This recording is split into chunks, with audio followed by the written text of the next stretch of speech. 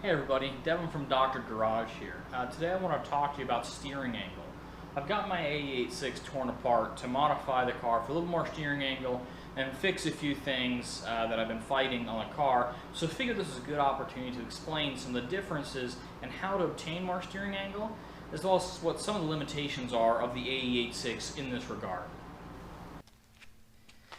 So the first and probably the easiest way to get more steering angle is by using steering rack spacers, tie rod spacers, whatever you call them.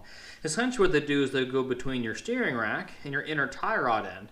This allows for more travel of your steering rack in. So essentially when you turn your steering wheel all the way, what's stopping is your inner tie rod end hitting on the steering rack housing. The spacer allows it to go even further in and giving you a little bit more rack travel. So you get more rack travel, it means you can turn it further and get more steering angle. Now on Corollas, the steering rack is a little interesting. It's probably just the rack housing. When you order steering rack spacers for the Corolla, what you end up doing is you get a big one, and then you get a little one like this.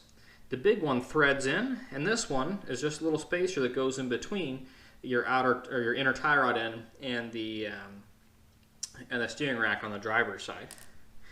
So let's go over there and I'll show you what the limitation is on there and why it uses such a small one on the driver's side. Now, on the driver's side, the housing, the steering rack housing, ends right here, which is just on the other side of the steering pinion. So you've got teeth on your steering rack to about this point right here. If you use too large of a spacer on this side, what ends up happening is you run out of teeth, and so the pinion is going to keep trying to turn. It causes damage to your steering rack. And you just won't end up turning any further. So that's why I use a smaller one on this side. Now what I've done for mine is I'm running an AJPS spacer on this side. They're out of Australia or New Zealand, I'm not sure which. And it's a little bit smaller than the Battle version, which is the one I have on the other side. I've already tested it, and this has just enough distance here that's not going to cause issues with your pinion and your rack. But it should give me a little more rack travel. And since I've got it on both sides, or since I've got these large spacers on both sides, I should really get a ton of angle out of it because I can turn it so much further. Now, there's a couple of ways people modify their steering knuckles. There's for zero rack run and there's shortening the knuckles. We're going to talk about shortening them. So what you do when you're shortening it is you're changing your steering ratio. So normally, say it takes 3.5 turns to go lock to lock, all right?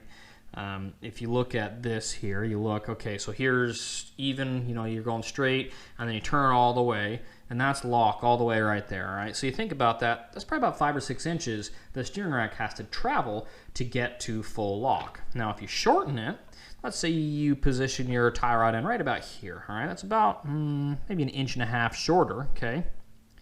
That means to get to that same point, the steering rack has to travel 1.5 inches less instead of going all the way out to here, right? From here all the way to there. Now it only has to go to here. So it quickens your steering ratio, which is great, but at the same time, the limitation that you have with running shortened knuckles all comes down to clearance. So when you're building knuckles, there's 3 things you need to think about. You need to think about your steering rack travel, and you need to think about your steering knuckle length, and all of that in relation to control arm clearance. Now you can buy tubular control arms that give you more clearance. You can notch your factory ones, whatever you want to do.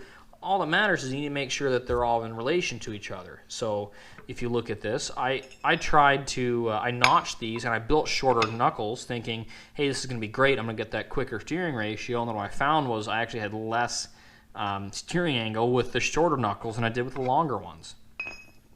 So because I've got clearance issues here, the longer knuckle, what it ended up doing is you can see I probably hit the tie rod end probably about right here, all right, with the shorter knuckles. I still have about that much more than I could go with the longer knuckles. And if I ran even longer knuckles, if I had the rack travel to be able to accommodate longer knuckles, that means that I could even have more clearance between the steering knuckle and the control arm, and then I could turn it even further and get even more steering angle. And so that's kind of, these are the things you need to think about when you're looking at building knuckles. Shorter knuckles are not always better. I know that there's a lot of issues that people have with off-the-shelf steering knuckles or whatever. They're advertised. They're shorter for more steering angle, And really, that's not the case most of the time, and I found that's not the case for me because I don't have tubular control arms. Even though I notched them like crazy, I still didn't have the clearance to be able to get the gains and the advantages of running a shorter steering knuckle. I figure I've got more rack travel that I can go.